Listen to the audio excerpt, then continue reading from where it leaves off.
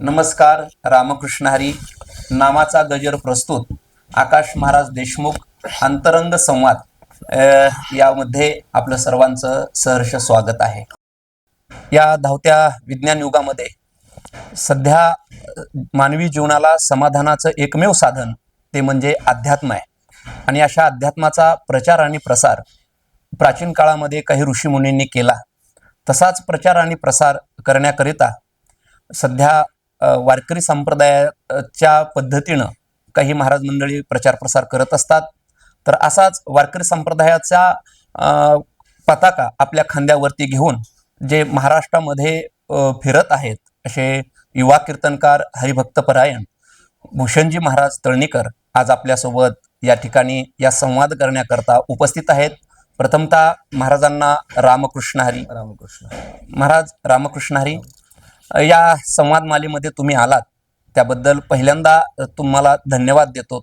आणि आजच्या या संवाद मालेमध्ये पहिला प्रश्न आम्हाला तुम्हाला असा विचारायचा आहे की महाराज आज तुम्ही पूर्ण महाराष्ट्राच्या कानाकोपऱ्यामध्ये फिरतायत. पण हा महाराष्ट्राच्या कानाकोपऱ्यात फिरत असताना या अध्यात्माची जी वाटचाल आहे त्या अध्यात्माची वाटचाल म्हणा किंवा या अध्यात्मामध्ये तुमचा प्रवेश म्हणा, तो प्रवेश कशा पद्धतीनं झाला थोडंसं आम्हाला कळू शकेल का? तसं पाहायला गेलं तर अध्यात्माचा प्रवास हा माझा आवडीपासून सुरुवात झालेला आहे. लहानपणापासूनच परमार्थाची आवड. अच्छा. आणि तसं पाहायला गेलं इतर लेकरांचं लहानपण वेगळं होतं, पण मला माझं लहानपण आता जर आठवतं मला ते खूप वेगळं वाटतं.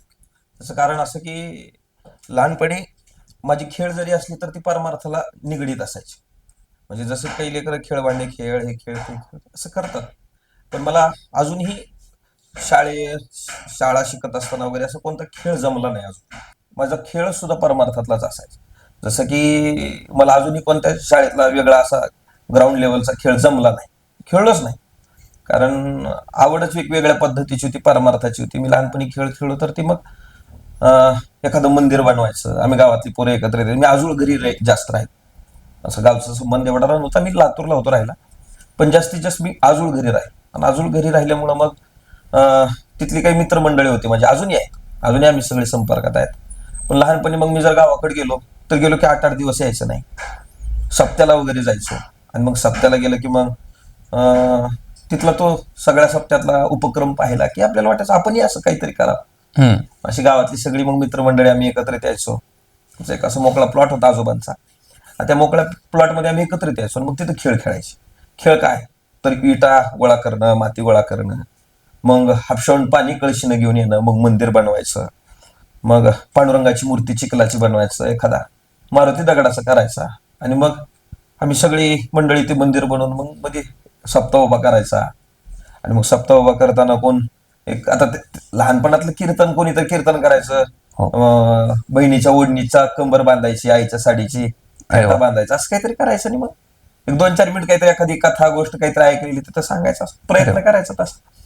आणि मग आता सप्त्यात पाहिलेल्या गोष्टी विणा असेल, आता विणा काय, मृदंग काय, तर एखादं लाकूड घेणं, त्याच लाकडाचा विणा, एखादी तार त्याला बांधणं, तोच विणा म्हणून आम्ही खेळायचो. आणि मग मृदंग वाजवायला एखादा मुलगा बसायचा, दोघं चौघं ऐकायला त्याच्यातलीच लहान लहान बसायची. मग कोणतर गुडगा वाजवायचं, कोण डबा वाजवायचं, काहीतरी असा खेळ करायचो आम्ही लहानपणी. आणि ती आवड मला लहानपणापासून.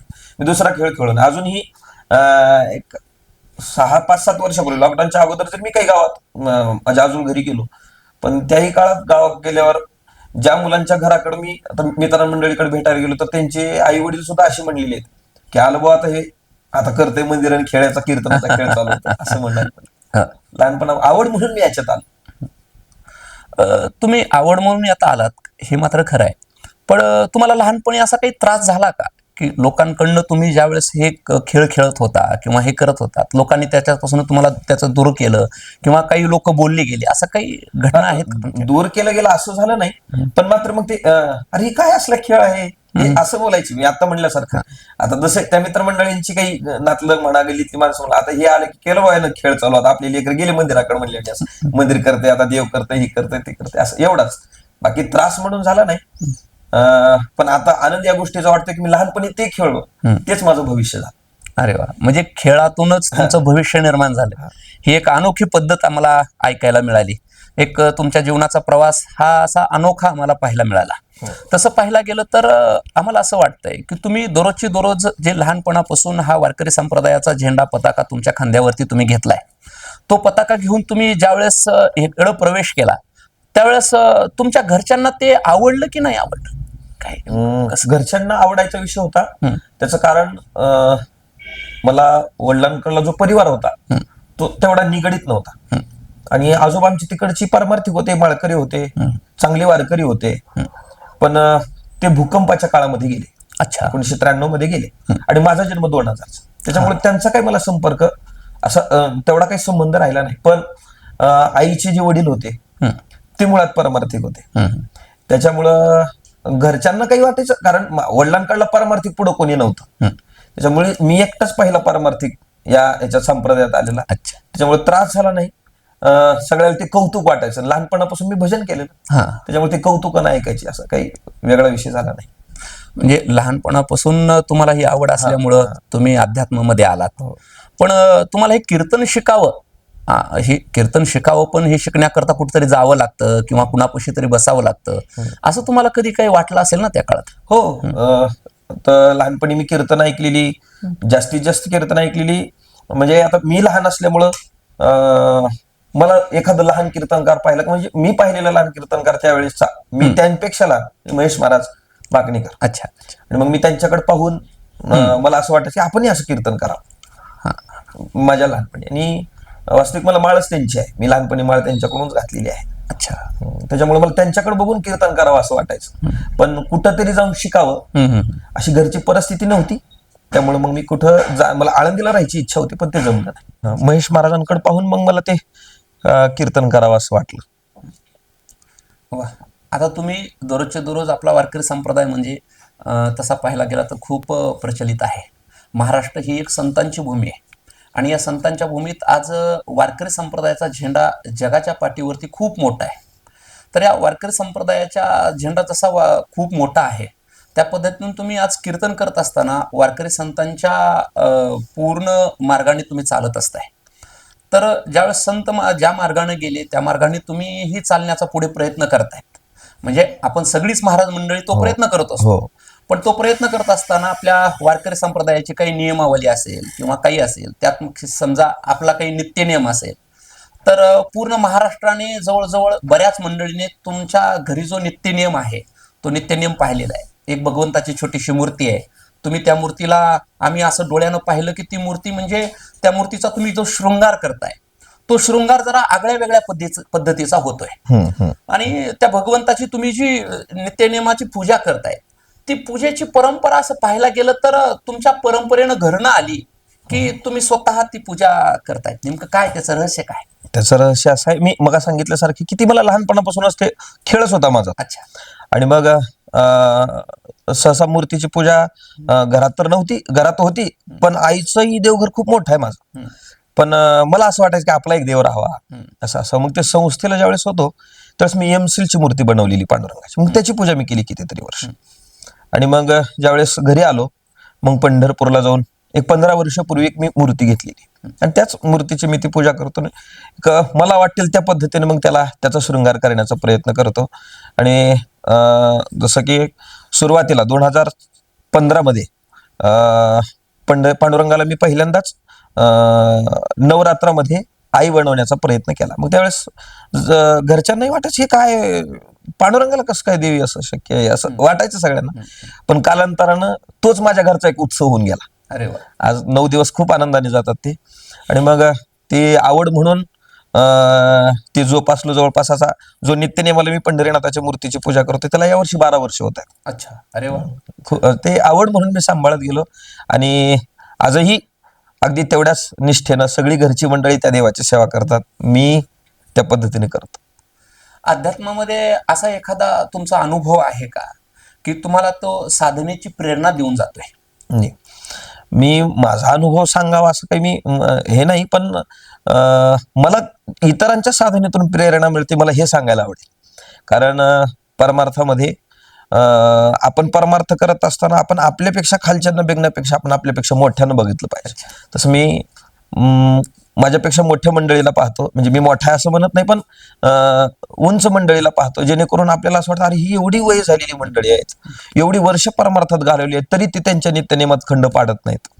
तर मग आपण तर अजून काहीच नाही. तर त्यांच्याकडे बघून मी ही माझी प्रेरणा सांभाळत राहतो. अरे वा, छान. ठीक आहे, एकदम छान आहे ते. पण मला असं विचारायचंय की तुम्ही ज्या ज्येष्ठ श्रेष्ठ मंडळीकडे पाहून सध्या परमार्थात आलेली आहात आणि तेच तुमच्या जीवनातली खरी प्रेरणा तुम्हाला पाहायला मिळते. पण ही प्रेरणा पाहत असताना तुम्ही त्या ज्येष्ठ श्रेष्ठ मंडळींना तुमच्या गुरुतुल्यच मानणार झाले. हो. पण गुरुतुल्य मानत असताना नेमकं तुम्हाला अशा कोणत्या ज्येष्ठ श्रेष्ठ मंडळींची गुरुकृपा तुमच्या डोक्यावरती झाली, थोडं कळेल का? गुरुकृपा झाली प्रथमतः सद्गुरु श्री त्र्यंबक महाराज आंबुलगेकर, महेश महाराजांनी मला माळ घातली. दुसरं पाहायला गेलं तर मी लहानपणी खूप कीर्तन ऐकली भारत महाराज बरुरेची, कारण मी राहिलाच लातूरमध्ये होतो. आणि राहिला लातूरमध्ये असताना ते श्यामनगरला राहायचे, मी श्यामनगरला राहायचो. आणि आमच्या परिसरात भरपूर सप्ते व्हायचे, कार्यक्रम व्हायचे. पण तो काळ असा होता, कीर्तन म्हटलं की जास्तीत जास्त भारत महाराजांची कीर्तन असायची. आणि भारत महाराजांचं कीर्तन बरुरे खूप गोड कीर्तनकार, जुन्या विचाराचे, ज्ञानेश्वरी गोड सांगायचे. पण त्यांचा एक स्वभाव असा होता की ते लहान लेकरं जवळ करून कीर्तन करायचे. आणि सहसा हे पाहायला खूप कमी मिळायचं, कारण आता तुम्ही पाहता एखादा जुना माणूस परमार्थातला असला की तो लेकरांना जवळ करत नाही, आणि त्याचा त्रास व्हायचा, प्रत्येक लेकरांना होतोय, मलाही झालेला की टाळ वाजवण्यात चुकला तरी बस रेट कडला खेळ, मग ते पोरग पुन्हा मंदिराकडे येत नाही ना, कीर्तनाला जात नाही, ही तुझा टाळ तुझं भजन तुलाच.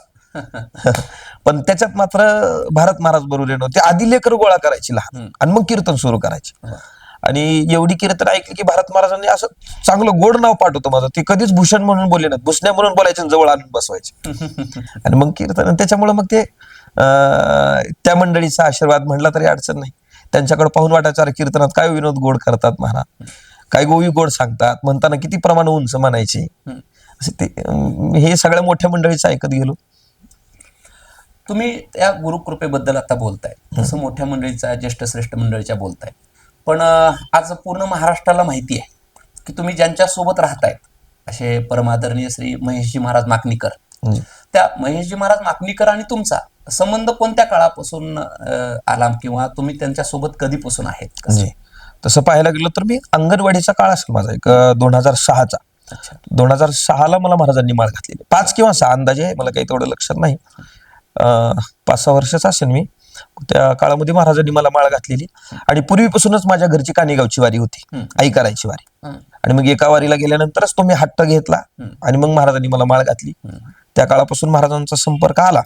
पण आता ज्या काळात आपण काही करतच नव्हतो, कीर्तन नव्हती, पण त्या मधल्या काळात महाराजांचा काही संपर्क नव्हता, पण वारी होती, वारी करायचो. पण ज्या वेळेसपासून मी कीर्तन करायला लागलो त्यावेळेसपासून मग महाराजांचा संपर्क आला. वास्तविक ते गुरुतुल्यच आहेत, माझे गुरुच आहेत, माळच त्यांची आहे.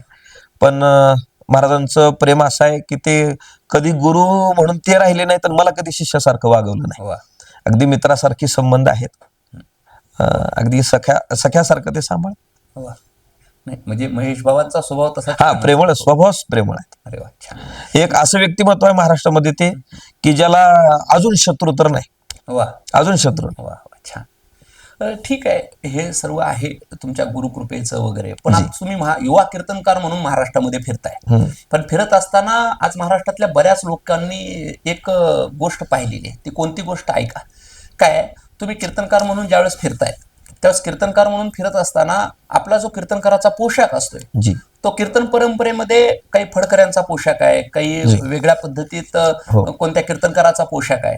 महाराज लोकांनी कोणता पोशाख घालावा, कोणता घालू नये यावरती मला चर्चा करायची नाही. पण तुम्ही जो पोशाख घालताय कीर्तनामध्ये, त्या पोशाखावरती तुम्हाला पाठीमागच्या काळामध्ये काही त्या पोशाखाबद्दल खूप चर्चा झाली, म्हणजे तुम्हाला ट्रोल करण्यात आलं. तो नेमकं कशाबद्दल ट्रोल करण्यात आलं, तो पोशाखाचा काय किस्सा आहे नेमका? वास्तविक मी एवढा काही मोठा माणूस नाही की कीर्तनकारांनी काय घालावं काय घालू नये, हे आपला मुद्दा नाहीच. कारण माझाही पूर्वीचा काळ पाहिला लहानपणीचा, तर मी शर्ट घालूनच कीर्तन केलेली आहेत.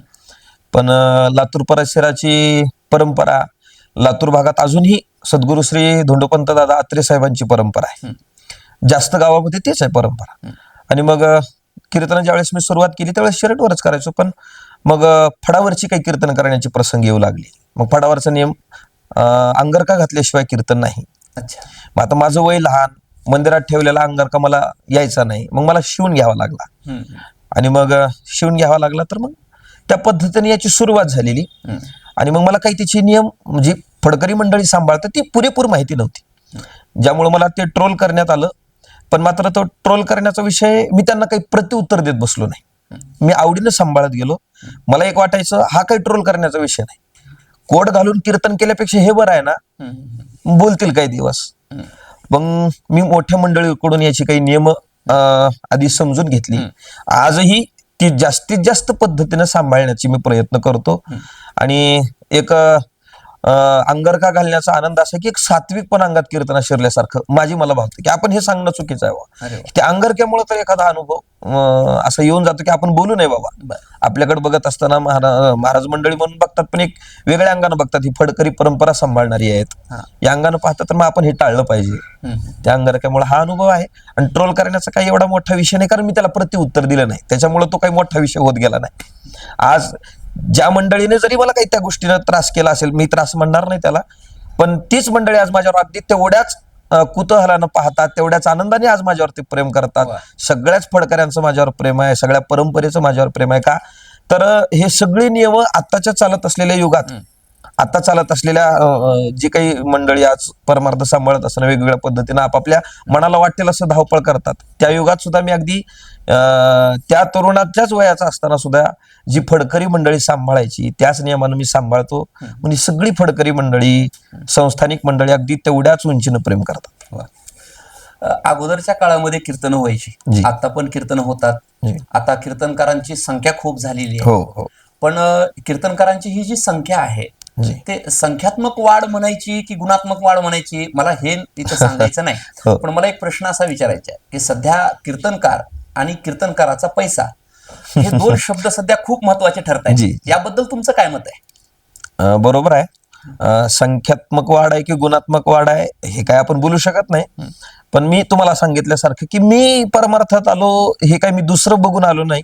माझी जन्मताच त्या पद्धतीची आवड होती असं म्हणा, जेणेकरून मी इकडे आलो, आवडीमुळे परमार्थात आलो.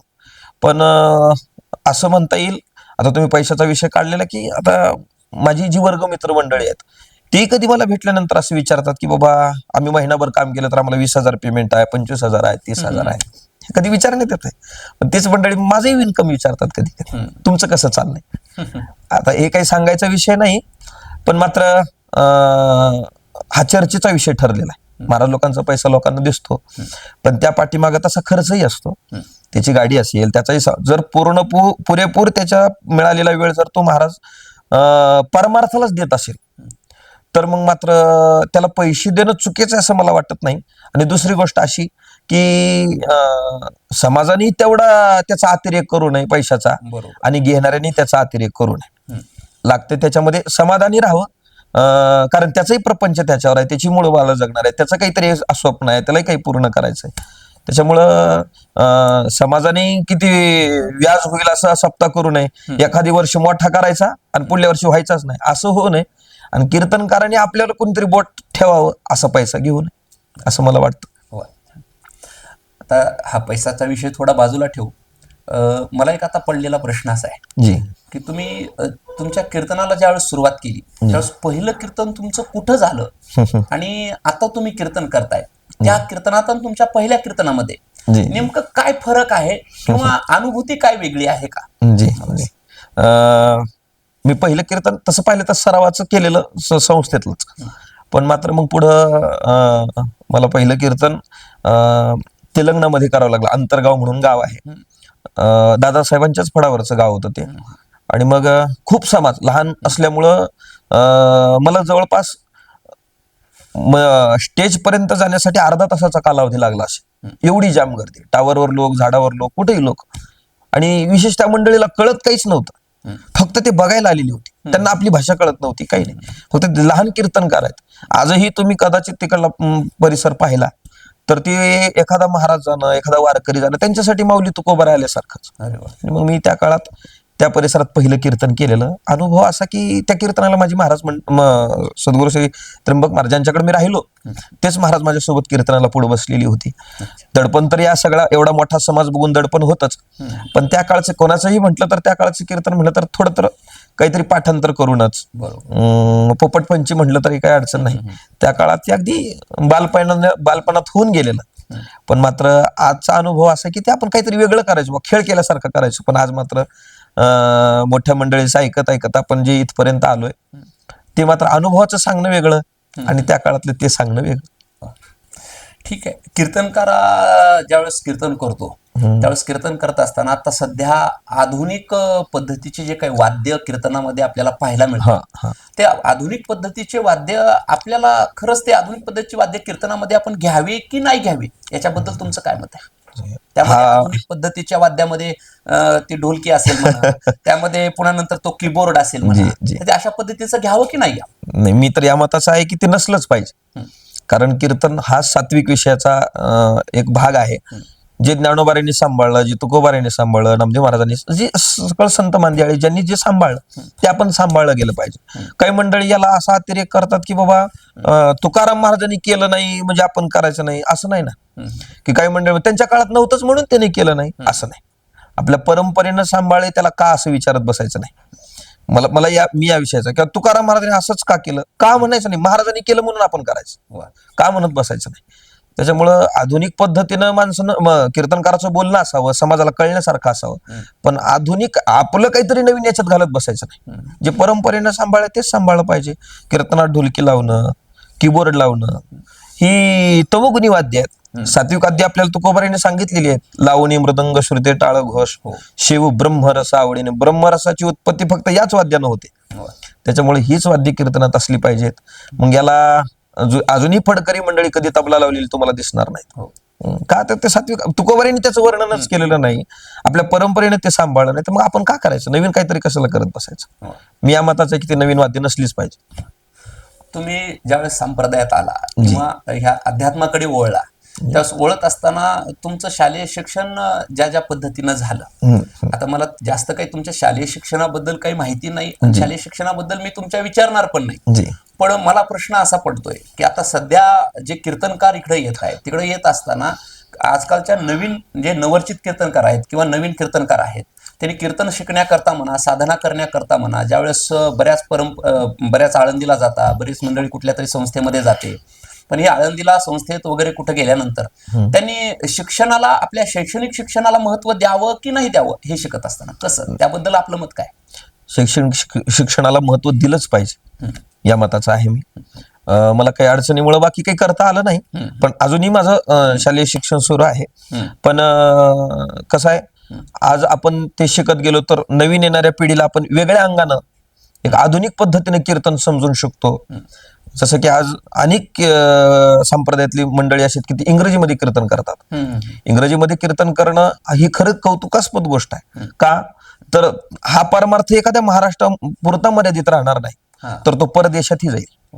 ज्ञानोबा तुकोबा यांचे विचार आज बाहेर प्रांतात जातील. त्याच्यासाठी शिक्षण घेऊनच आपण याच्यात आलं पाहिजे या मताचा मी आहे. अरे वा, छान. तुम्ही आज पूर्ण महाराष्ट्रामध्ये फिरतायत, याचा आनंद पूर्ण महाराष्ट्रातल्या तरुण पिढींना व्हायलाच पाहिजे. त्याचं कारण असं, तुम्ही अगदी लहान वयात या कीर्तन परंपरेमध्ये म्हणा, वारकरी संप्रदायामध्ये म्हणा, अध्यात्माकडे म्हणा ओळला. पण इकडं वळल्यानंतर कधी कधी असं होतं की आता सध्या तुम्ही महाराष्ट्रामध्ये खूप फिरतायत आणि फिरत असताना खूप मोठ्या कीर्तनाच्या लिस्टेमध्ये तुमची नावं आम्ही बघितलेली आहेत. तर तुम्हाला एखाद्या वेळेस जर एवढा समाज बघून, एवढ्या समाजामध्ये तुम्ही फिरतायत, तर फिरत असताना असं कधी झालंय का, कधी आपल्याला एखाद्या वेळेस काय असतं, आपण मोठे झालो की झाल्यानंतर आपल्या जवळ अहंकार येण्याची शक्यता असते. तर तो एखाद्या वेळेस अहंकार जर आला तर त्या अहंकाराला दडवण्याचं काम तुम्ही कसं करताय? जी, त्याचं कारण असं आहे की लहानपणापासूनच मी मोठ्या लोकांमध्ये फिरलेलो आहे. माझ्या जवळची सगळी, मी महाराजांकडे राहिला होतो, महेश महाराजांची संगत होतीच. आणि मग त्यांच्याकडे पाहून असं हे बघायचं की त्यांचं राहणं कसं आहे, त्यांचं वागणं कसं आहे. असते ती एवढी मोठी असून सुद्धा असं राहतात, तर मग आपण त्यांच्याकडे बघून राहिलं पाहिजे. मी अजूनही मातीत, जसं पहिलं लहानपणी असं तसं अजूनही मातीत असल्यासारखंच राहतो मी आजही. माझी जुनी मित्रमंडळी मिळाली की मी आज मी कोणतर वेगळा आहे, मी असा आहे तसा आहे म्हणून मी एक त्यांच्यापेक्षा वेगळा राहत नाही. मी त्यांच्यासारखा त्यांच्यात गेले त्यांच्यासारखा त्यांच्यात. असं मी त्या पद्धतीने माझा अहंकार दाबण्याचा प्रयत्न करतो. अहंकार येत नाही असं नाही. आपल्याला एखादं वेगळं स्टेज मिळाल्यानंतर, आपल्याला ती उंची मिळाल्यानंतर माणसाला होतच असतं, ते कोणालाही होतं. पण मात्र त्याचा दाबण्याचा प्रयत्न मी माझ्या जुन्या लोकांना, माझ्या सोबतच्या मंडळीला विसरत नाही. त्याच्यामुळं मी अगदी लहान बनून राहतो. वा. म्हणजे लहान बनून राहिल्यामुळे जी. आपल्याला तो आलेला अहंकार जी. आपण बाजूला बाजूला करू शकतो. इथपर्यंत. जी. वा, खूप छान. आपल्या जुन्या मंडळीला नाही विसरत गेले ना आपण अगदी आपल्या आपल्या उंचीलाच राहणार. अरे वा, खूप छान. आता थोडं वेगळ्या विषयाकडे आपण वळू. वेगळा विषय म्हणजे असा काही वेगळा नाही, पण तुम्ही युवा कीर्तनकार आहात. जी. आणि युवा आहात, जसे युवा आहात तसे अविवाहित पण आहात. तर मला असं म्हणायचंय की आता तुम्ही अविवाहित राहणार की विवाहित होणार, काय तुमची इच्छा काय आता पुढची? करणार आहे लग्न. हा, अच्छा. कारण लोकांना ही परंपरा सांभाळत असं वाटतं की करणार नाही असं वाटत असेल राहणीमानावर, हा, हा. पण करणार आहे. बरं, तुम्ही जर विवाह केला जी. तर विवाह केल्यानंतर कीर्तनकार म्हणून समाजात वावरत असताना जी. तुमची जी धर्मपत्नी तुमच्या घरी येणार आहे, जी. तिच्याबद्दल तुमच्या अंतःकरणातल्या अपेक्षा काय असतील? अपेक्षा काही म्हणणार नाही, कारण अपेक्षेसारखा मी काही मोठा माणूस नाही. त्याच्यासाठी अपेक्षा एकच, येणाऱ्या वारकऱ्याची सेवा घडावी, त्यांना अन्नदान घडावं, येणाऱ्याचा पाहुणचार असला पाहिजे. जसं मी देवाची सेवा करतो तिच्याकडून तशी घडली पाहिजे पंढरीनाथाची म्हणा. आणि दुसरं पाहायला गेलं तर आईनं खूप सांभाळलेलं आहे मला. आईला काही कमी पडलं नाही पाहिजे, बस याच्यापेक्षा मोठी अपेक्षा नाही. माळकरी असावी, तिला काही लय गायन येत असावं, हे असावं, तसली काही अपेक्षा नाही. बस तिनं घर सांभाळावं आणि आईला सांभाळावं, बस. वा. तुम्ही कीर्तनकार ज्यावेळेस होत आहे, म्हणजे कीर्तनकार म्हणून तुम्ही आज समाजामध्ये वावरताय, जी. पण ज्यावेळेस कीर्तनकार होण्याच्या पाठीमागलची जी भूमिका असते, आपण त्याला जे पडद्याआडचं नेतृत्व म्हणतो, हो हो, ते तुम्हाला कीर्तनकार करण्याच्या पाठीमागे तुमच्या आईवडिलांचा वाटा कसा आहे, थोडं कळेल का आम्हाला? जी. तसं पाहायला गेलं तर मी एवढा मोठं व्हायला कारण माझी सगळी घरची मंडळीच आहेत. आई आहे, वडील आहे, या सगळ्या मंडळीमुळेच मी इथपर्यंत पोहोचू शकलेलो आहे. त्याचं कारण असं की मी तुम्हाला सुरुवातीला सांगितले, मला खूप इच्छा होती आळंदीला जाऊन राहण्याची, पण परिस्थिती नव्हती की मी कुठंतरी जाऊन शिकावं. अशी घरची परिस्थिती खूप हालाकीची होती. पण मात्र आईपुढं मी असं विनंती केली की आई, आमच्या गावात जो सप्ताह झाला, मग काही बालवारकरी आमच्या सप्त्यात कीर्तनाला पाहून मला वाटायचं की यांच्यासारखं मी शिकायला जावं कुठंतरी. पण मग मात्र परिस्थिती नसल्यामुळे आई त्याला नकार द्यायची, कारण त्याला पैसा लागतो, कुठून भरायचा, काय करायचं. तर मग मात्र माझा हट्ट होता जायचा. आणि मग सप्ताह झाल्यानंतर उन्हाळ्यातला सप्ताह, तो रामनवमी, हनुमान जयंती, आणि मग तो करून ज्यावेळेस आम्ही घरी लातूरला आलो, गावाकडचा सप्ताह करून, आणि मग आल्यानंतर मी माझी बॅग भरली. आईला माहित नव्हतं हे. मी माझी बॅग भरली आणि मग लातूरमध्येच आमच्या महाराजांची ती संस्था असल्यामुळे मी त्यांच्याकडे निघून गेलो, कारण आमच्या गावची काही मुलं त्यांच्याजवळ होती. मग तिथे जाऊन राहिलो. आईला माहिती नव्हतं. आईला असं वाटायचं की हा लहान आहे, मला सोडून कधी राहिला नाही, त्याच्यात परिस्थिती अशी, पैसा कसा भरायचा. त्याच्यामुळं मग मी आईला काहीच न सांगता माझी बॅग भरून गेलो. जवळपास 1-1.5 महिना माझ्याकडे, ते जसं सगळ्या संस्थेतल्या विद्यार्थ्याकडे पीटी असायची, माझ्याकडे पीटी नव्हती. खूप दिवस पीटी नव्हती. पण गेल्यानंतर त्याच दिवशी मग मी दुपारून आईला फोन केला, ना आई, मी शाळेत काही गेलो नाही आज, मी संस्थेवर राहायला आलोय. मग आई त्याच रात्री मला भेटायला 5-6 वाजता आली, महाराजांना बोलली. मग परिस्थिती नव्हती ठेवण्याची, महाराजांनी समजून घेतलं. आणि मग मला मोठं करण्याचा सगळ्यात मोठा वाटा आईचा. त्याचं कारण असं की आईनं धुनी भांडी केली लोकांची, आणि धुनी भांडी करून मला शिकवलं. त्या काळचा पैसाही असं, ते काम करून काही पैसा लई यायचा नाही, त्याच्यात घर भागवणं, आणि घर भागून मग तसं पाहायला गेलं तर मला घरही स्वतःच नाही, शेती नाही, दुसरं उत्पन्न नाही, अजूनही नाही. आणि मग त्या काळात आईने हे सगळं सांभाळणं, मलाही इकडं पैसा भरला, तिनेही ते घरचं सगळं सांभाळत केलं. त्याच्यामुळे मी खरं मोठं व्हायला कारण माझी आई. आणि वेगळ्या अंगानं सांगायचं झालं तर माझी वडील परमार्थिक नव्हते, आणि ते जवळही राहत नव्हते, ते गावी राहायचे. आणि मग आम्हाला काही वेगळं वळण लागू नये याच्यासाठी आईनं लातूरला शिक्षणासाठी आम्हाला हे सगळं केलेलं, आम्हाला इथं ठेवलेलं. आणि मग मला असं वाटतं की याच्यात वडिलांचाही मोठा वाटा आहे. जर वडिलांनी तो त्रास आम्हाला त्या काळात आईला दिला नसता, घरच्यांना दिला नसता, तर मी घडलो नसतो असं मला वाटतं, कारण मलाही वेगवेगळ्या पद्धतीचं वळण लागलं असतं. त्याच्यामुळे वडिलांची तेवढीच उपकार आहेत असं मला या प्रसंगानं वाटतं. आईनं आणि वडिलांनी दोघांनी मला मोठं केलं. आणि परमार्थाची खरी जी आज काही उंची मला मिळालेली आहे, आईमुळे मिळालेली आहे. कारण आईनं त्या काळात हे सगळं घर सांभाळत परिस्थिती अशी असताना संप्रदायाला निगडीत राहिली. आई भजन करायची म्हणून मला भजनाची आवड लागली. आई भजन करायची, त्याच्यात आई चाकरवाडीची वारी करायची आणि कानेगावची वारी करायची. त्याच्यामुळे वारीला मी त्यांच्यामुळं आईमुळं, आईसोबत आहे, लहान असल्यामुळे आईसोबत वारीला जायचं. आणि मग लहानपणी मी तुम्हाला मग सांगितलं माझा खेळ असतो.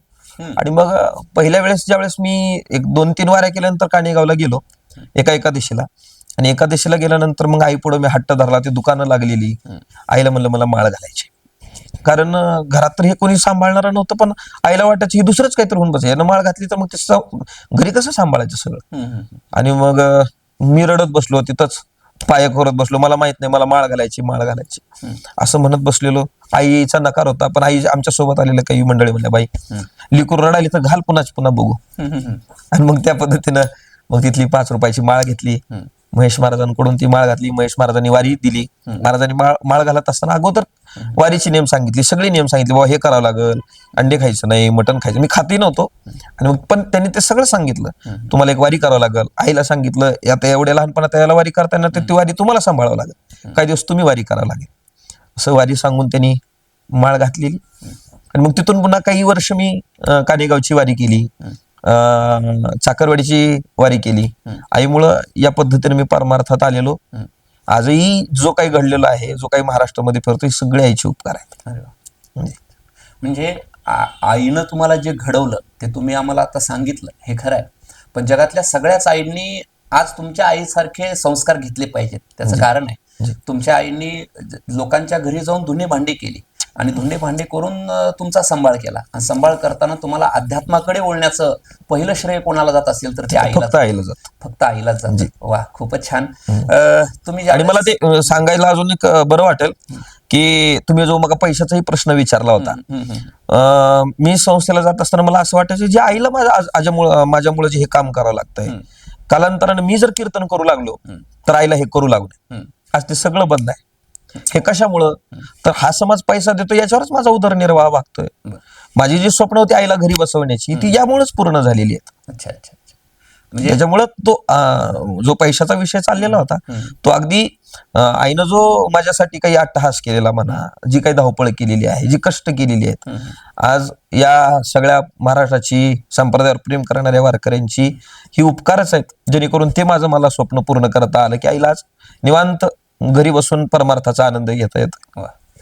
आता कीर्तन करून आल्यानंतर आपल्याला जे मानधन मिळालं जातं, जी, त्या मानधनाचा आणखी असा काही वेगळा वापर तुमच्या जीवनात होणार आहे की कसं काय? असा वेगळा वापर म्हणून सांगता येणार नाही. संपूर्णच जी जी जी, थोडासा, कमीत कमी 1% म्हणा, 0.5%. जी, त्याचं कारण असं आहे की आपल्या परंपरेमध्ये दक्षिणेचं बोललं जात नाही. या गोष्टीचा मला त्रास होत गेला. मी बोलायचो नाही, बोलतही नाही अजूनही. पण पुणे म्हणा, मुंबई म्हणा, नाशिक परिसर म्हणा, या परिसरात गेल्यानंतर खूप त्रास झाला. कधी कधी अशी परिस्थिती यायची की येण्या जाण्याचा सुद्धा खर्च निघत नव्हता. येण्या जाण्याचा खर्च नाही, डिझेलचा सुद्धा खर्च निघत नव्हता. त्याचं कारण एकच की आपण बोलत नव्हतो. पण त्या सप्त्यात अशी काही कीर्तनकार असायची की ती 30,000 घ्यायची, 40,000 घ्यायची, पण ते मागून घ्यायची, आपण न मागता घ्यायचो. आणि या गोष्टीमुळे मग प्रपंचातल्या अडचणी अशा की आपण घरून तर पैसे घालू शकत नाही. घरून कुठून घालणार, उत्पन्न दुसरं नाही. आणि आज असा विषय आहे की लहानपणापासूनच आम्ही याच्यात वाहून घेतल्यामुळे आम्हाला दुसरं काही करता येणार नाही. मला अजून दुसरं काही काम करता येत नाही, कारण केलंच नाही, लहानपणापासूनच काही केलं नाही, तर मला याच्याशिवाय दुसरं काही करता येणार नाही. तर मग कधी कधी लोक एवढा या गोष्टीचा त्रास होतो की पैशामुळं अडचणी येतात, त्या गोष्टीमुळे कधी कधी बोलावं लागतं. जेणेकरून बोलावं लागतं याचा अर्थ असा की मी परमार्थाचा व्यापार केलाय असं नाही. परमार्थाचा मला दुसरा व्यापार जमत नाही, पण मी परमार्थाचा व्यापार केलाय असं नाही. माझं येणं जाणं भागावं, मलाही प्रपंच आहे, मलाही घर आहे, तेही व्यवस्थित सांभाळता यावं, या दृष्टीने मी महाराष्ट्रात फिरत असतो. अच्छा, ठीक आहे, काही हरकत नाही. तुम्ही आता सध्या या महाराष्ट्रामध्ये बघतच आहात की कोणतीही परंपरा असू द्या, एखाद्या वेळेस थोडंसं कोणतंही क्षेत्र असू द्या, ते आपल्या आध्यात्मिक क्षेत्र असेल, दुसरं आणखी अन्य कोणतं क्षेत्र असेल, प्रत्येक क्षेत्रामध्ये आता सध्या सोशल मीडियाचा वापर खूप होतोय. जी, आता जवळजवळ मला तर चांगलं आठवतं, माझ्या लहानपणी मोबाईल नसायचे. जी जी, मोबाईल हा नंतर आता आणि मोबाईल आल्यानंतर त्या मोबाईल अगोदर असे ते छोटे छोटे छोटे मोबाईल मोबाईल असायचे, बटनाचे मोबाईल असायचे. पण हा सोशल मीडियाचा वापर 2015च्या नंतर खूप झाला. खूप 16 तर 17 या नंतर आता सोशल मीडियाचा जो वापर सध्या आपल्या या अध्यात्माकडे जास्त वळलेला आपल्याला पाहायला मिळतोय. जी तर त्या सोशल मीडियाचा विचार करत असताना मला असं वाटतंय, या युगात अध्यात्मामध्ये या सोशल मीडियाचा वापर करावा की नाही, जी याच्याबद्दल आपलं काय मत आहे? केलंच पाहिजे, याचा वापर झाला पाहिजे. त्याचं कारण असं आहे की आता पूर्वीची कीर्तनं पहा, जर कदाचित तुकाराम महाराजांच्या काळात जर हे सगळं काही साधन असतं, आज तुकाराम महाराजांची कीर्तन ऐकायला मिळाली असती. तुकोबारे कशी जगायची हे बघायला मिळालं असतं. आज गाथ्याच्या माध्यमातून ते सगळं पाहायला मिळतंय, पण प्रत्यक्ष रूपानं तुकोबारे कशी दिसायची, माऊली कशी दिसायची हे कळालं असतं. आणि ते काळात नव्हतं, त्याच्यामुळे ते शक्य झालं नाही. पण आपल्या काळात जर आपण त्याचा उपयोग करून घेतला पाहिजे. आज जुन्या मंडळी, आता मामासाहेब दांडेकरांची कीर्तन रेकॉर्डिंग आहेत म्हणून आपल्याला ऐकायला मिळतात. हो, बरोबर.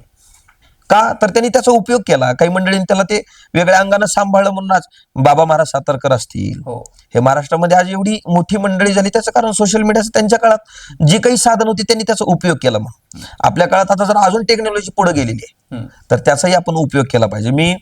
माझी पूर्वी तुम्ही पाहायला गेलं तर माझं सगळ्या पद्धतीने अकाउंट आहेत. इंस्टाग्राम असेल, ट्विटर असेल, मागचा टिकटॉकचा काळ असेल, त्यालाही मी जवळ केलं, पण त्याला परमार्थाची जोड लावून केलं. माझी टिकटॉकची व्हिडिओ खूप व्हायरल होती, पण त्यालाही देवाला निगडीत करून मी ते सांभाळले. उपयोग केला पाहिजे, जेणेकरून त्याला पाहणारा एक वेगळा वर्ग आहे आणि त्याला पाहणारा वेगळा वर्ग आहे. याच्यासाठी आपण त्या दृष्टीने जर आपण परमार्थाचा उपयोग जर त्या तंत्रज्ञानाचा केला तर ती तंत्रज्ञान नवीन मंडळी जी पाहिजे, ज्याला परमार्थच माहित नाही, पण तो सुद्धा तो त्याचा जर उपयोग करत असेल तर मग आपला परमार्थ, आपला संप्रदाय जर आपण त्या टेक्नॉलॉजीचा उपयोग करून जर त्याला जवळ करत असू तर त्या व्यक्तीपर्यंत आपण त्या दृष्टीने पोहोचतो. म्हणजे ज्याला देव माहिती नाही, संत विचार माहिती नाही, त्याच्यापर्यंत पोहोचण्याचं साधन हे एकमेव या पिढीला आपण सोशल मीडिया असं समजू शकतो. त्याच्यामुळे हे सांभाळलंच पाहिजे. असं पाहण्यात येतं की सोशल मीडियाचा वापर तुम्ही करावा असं म्हणताय, खरं आहे जी, पण त्याचा दुरुपयोग होताना जास्त दिसतोय. अतिरेक नाही झाला पाहिजे. त्याच्याबद्दल आपलं काय म्हणणं आहे? जी जी, दुरुपयोग ते सांगायचं झालं तर त्याचं काय होतंय, आता तुम्ही पहा, आता आपल्याला अशी काही कीर्तनं पाहायला मिळतात सोशल मीडियाच्या माध्यमातून. खूप लहान वयाची कीर्तन आहेत. आता मी लहानपणा वयातूनच कीर्तन केले, पण मला आनंद या गोष्टीचा आहे की लहानपणापासूनच कीर्तन करत असताना मला काही चाखुरे आमच्या महाराजांनी बांधून दिले. त्याच्यामुळं वायफट बोलणं, काहीतरी संसारातल्या गोष्टी सांगून, अनुभव नसताना ते समाजाला बोलत बसणं, किंवा मोठ्या मंडळीचा आदर न करणं, हे आज काही कीर्तन ऐकत असताना आपल्याला याचा अतिरेक बघायला मिळतो. काही सांभाळत नाहीत. उर्मट भाषा म्हणा, भाषा सांभाळत असताना तुमची मायबोली भाषा असेल ती सांभाळ. मी आजही लातूरची भाषा वापरतोच, पण मात्र काय रे, असं रे, तसं रे, पकवाजवादकाला अरे तुरे, गायकाला अरे तुरे, लहान लहान पोरांकडून नाही घडतंय. आणि दुसरं पाहायला गेलं तर रील्सचा जमाना आहे.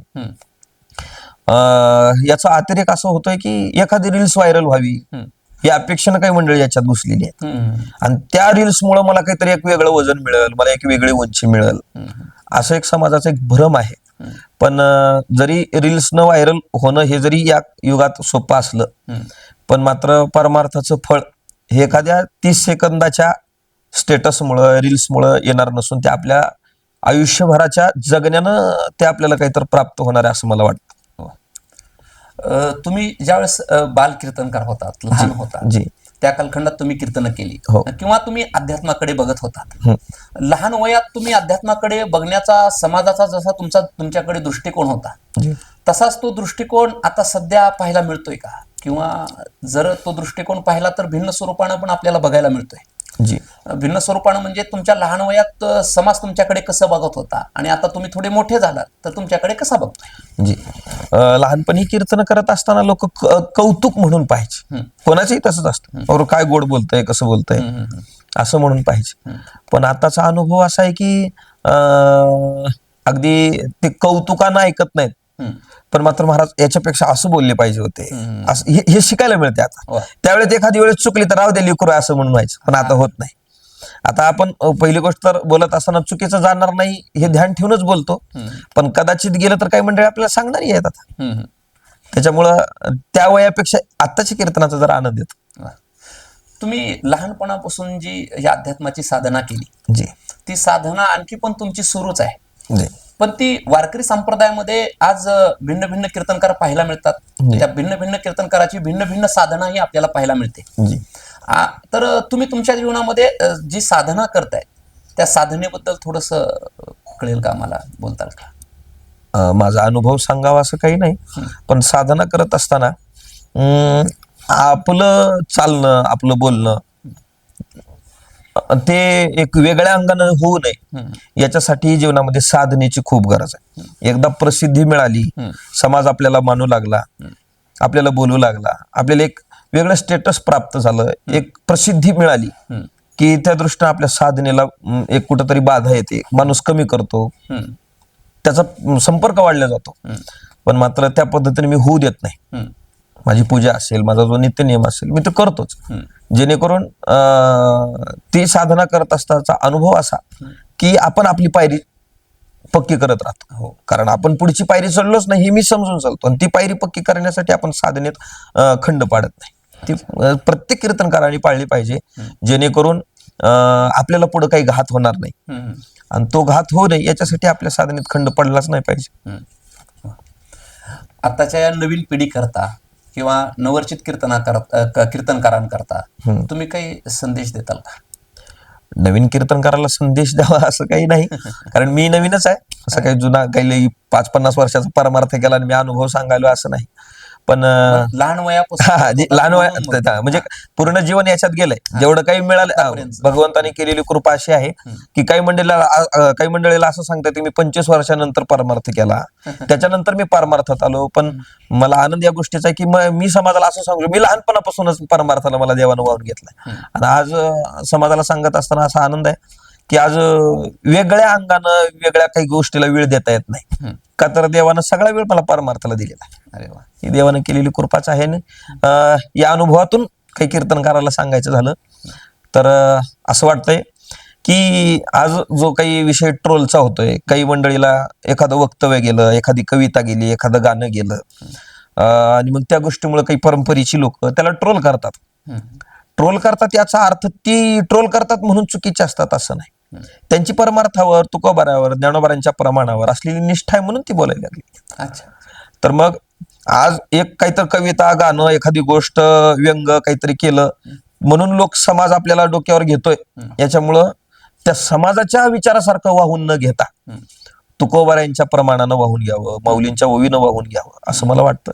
बघा तुम्ही कीर्तन करत असताना सद्गुरु श्री सदानंद गुरुजी म्हणायचे, आळंदीचे गुरुजी, कीर्तनात विनोद करतात मंडळी. काही जणांचं कीर्तनच संपूर्ण विनोदात होऊन चाललंय. पण विनोदाची अश्लीलता, तोंडाचे हावभाव, हाताचे हावभाव, काहीतरी वेगळंच व्यंग करणं. सदानंद गुरुजी म्हणायचे कीर्तनात अभिनय असला पाहिजे. अभिनय असावा, समाजाला ते पटवण्यासाठी अभिनय असावा, पण माकड चाळी नसावी, गुरुजी म्हणायचे. त्याच्यामुळे ती जसं ही मोठी मंडळी सांगतात त्या अर्थी काही ते चुकीची सांगतात असं नाही. त्यांना परमार्थानं काहीतरी मिळावं हीच अपेक्षा आहे. आपण परमार्थ करतो तर याचं फळ आपल्याला मिळावं या अट्टहासानं ती बोलू लागलेली आहेत. ट्रोल करतात याचं आपण परंपरेला चुकीचं ठरवू शकत नाही. त्यांनी सांभाळले म्हणून माऊलीनं सांभाळतच मग आपण का सांभाळायचं? तुम्ही पहा, माऊलींच्या बाबतीत देवानं दिलेलं वाक्य असं आहे की याचेनी पडी पाडे उपमेसी दिसे थोडे, ज्ञानदेवा ऐशरत्न जोडे हे न घडे कल्पांती. ज्ञानोबारांसारखा साधू होणार नाही असं देव म्हणतात. माऊलीचं ज्ञान बघायला गेलं तर ऐकिका ज्ञान चक्रवर्ती तू तव ज्ञानाचीच मूर्ती. माऊली म्हणजे प्रत्यक्ष ज्ञान, आणि प्रत्यक्ष कोणाला ज्ञान जर डोळ्यानं पाहायचं असेल तर ज्ञानालाच फुटलेले हातपाय म्हणजे माऊली. असं माऊलीचं ज्ञान असताना सुद्धा माऊलीने स्वतःचे विचार समाजाला सांगत बसले नाही. माऊलीने स्वतःच शास्त्र निर्माण केलं असतं, दर्शन निर्माण केलं असतं तर ज्ञानोबारासारखा दर्शनकार या जगात आता अजून तर जन्माला आला नसता. माऊलीने स्वतःच दर्शन शास्त्र निर्माण केलं, पण माऊलीने स्वतःच्या मताला, विचाराला सामोरं ठेवलं नाही. माऊली म्हणले वेद मार्गी मुनी गेले, त्याची मार्गी चालेल. मग माऊली जर त्यांचं जे सगळं परंपरेनं आलेलं, साधू मुनीने सांभाळलेलं, ऋषींनी सांभाळलेलं जर ते पाळत असतील तर मग आपण आपलं नवीन घालत का बसायचंय? आपल्या परंपरेनं, आपल्या तुकोबारांनी, आपल्या माऊलींनी, नामदेव महाराजांनी जे सांभाळले तेच सांभाळण्याचे प्रयत्न करावे असं मला वाटतं. या विज्ञान युगामध्ये आज बरीच मंडळी आहेत कारण काही मुलं असतात, त्या मुलांना थोडंसं अध्यात्माकडे बघत असताना त्यांचा दृष्टिकोन वेगळा असतो. जी. तर आपल्याकडे बघत असताना आपल्याला महाराज म्हणून ज्यावेळेस बघितलं जातं, त्यावेळेस कधी एखाद्या वेळेस समजा तुम्ही शहरामध्ये राहताय, जी. शहरामध्ये राहत असताना कधी कधी एखाद्या वेळेस खेडेगावामध्ये आपला अध्यात्म वगैरे रुचलेला आहे, हो हो. पण शहरी भागामध्ये जरा अध्यात्माचं वाटचाल थोडीशी कमी दिसते. जी. तर आता सध्या शहरी भागामध्ये आपण ज्यावेळेस तुम्ही राहताय, त्यावेळेस राहत असताना तुमच्या घराच्या शेजारी काही कॉलेज असतील, शाळा असतील, जी. जी. ज्यावेळेस तुम्हाला ती मंडळी अशी धोत्रावरती बघतायत या वयात, त्यावेळेस बघत असताना त्यांचा दृष्टिकोन कशा पद्धतीने तुमच्याकडे असतो आणि असलेला जो त्यांचा दृष्टिकोन आहे, त्या दृष्टिकोनावरती तुम्ही कशी मात देता? आहे, मी लातूर शहरात राहतो आणि लातूर पॅटर्न सगळ्या महाराष्ट्राला, जगाला माहितीच आहे. हो. त्याच्यामुळे इथं शिक्षणाला विद्यार्थी खूप आहेत हो. लातूरमध्ये. आणि मी राहायला कॉलेजच्याच अशा परिसरात असलेलं माझं घर. आणि मग तिथं राहत असताना येतो असा प्रसंग, काही मंडळी धोतरावर पाहतात, त्यांना ते एक वेगळंच काहीतरी वाटतंय, ते हसतात. पण याचं कधी वाईट वाटलं नाही की ते हसतात बाबा, पण हे असं नाही राहिलं पाहिजे. तसं कीर्तनकाराने हे सांभाळलं पाहिजे, आपण धोतर घालावं, आपण हे सगळं सांभाळावं. पण काही मंडळीचं असं चाललेलं आहे की कीर्तनात सुद्धा ह्या काही गोष्टी सांभाळत नाही. मी अशी काही अनेक कीर्तनं पाहिलेत, व्हिडिओ पाहिलेले आहेत, रील्स पाहिलेले आहेत. मृदंग वादकाच्या डोक्यावर टोपी नाही, गायकाच्या डोक्यावर टोपी नाही. आज जर आपण हे सांभाळलं नाही, लोक हसले म्हणून हे सोडून थोडीच द्यायचंय. हो. हा, तुम्हाला हे सांभाळणं घरी तुम्ही करा ना. लातूरमध्ये फिरत असताना मी वेगळ्या वेशभूषेत फिरतो का, तर मला बाजारात जायचं असेल, दुसरं काही काम असेल. पण मात्र कीर्तनात थांबल्यानंतर मी मात्र या गोष्टी सांभाळतो. धोतर घातल्याशिवाय कीर्तनाला जायचं नाही. हे प्रत्येकाने सांभाळलं पाहिजे. लोक हसू लागली, काहीतर व्यंग करू लागली म्हणून आपण आपल्या माऊलीच्या परंपरेला, तुकोबारांच्या परंपरेला आपल्यामुळे काहीतरी गालबोट लागू नये, याची जबाबदारी आपल्यावर आहे. लोक हसले म्हणून हे सोडायचं नाही. कीर्तन ही एक अशी परंपरा आहे जी, की ते कीर्तन करत असताना सहजासहजी साधना होऊन जाते. जी. आपण साधना काहीतरी वेगळी करावी जी. असं काही आपल्याला हे नाहीये, जी. पण सहजासहजी ज्यावेळेस साधना आपली होते, जी. तर कीर्तनामध्ये कधी कीर्तन करत असताना तुम्ही वक्ता म्हणून ज्यावेळेस उभ्या असता, त्यावेळेस तुमचं मन कधी असं विचलित होतं का? आणि जर विचलित झालं तर विचलित झालेलं मन तुम्ही स्थिर कसं करता? जी, मन विचलित होतं. त्याचं कारण असं असतं की प्रवासात आपलं जीवन चाललेलं आहे. कीर्तनात मन विचलित होत नाही, कारण आपल्या डोक्यात विचार असतो, यापेक्षा आता पुढं काय बोललं पाहिजे, पुढचं चरण काय आहे.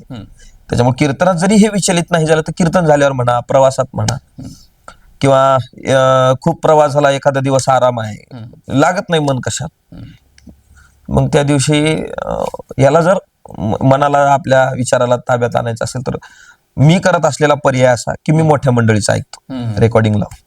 सद्गुरु श्री राजेंद्रदासजी महाराज असतील, सद्गुरु श्री चंद्रशेखर महाराज असतील, महेश महाराज असतील, या मंडळीचं श्रवण करतो.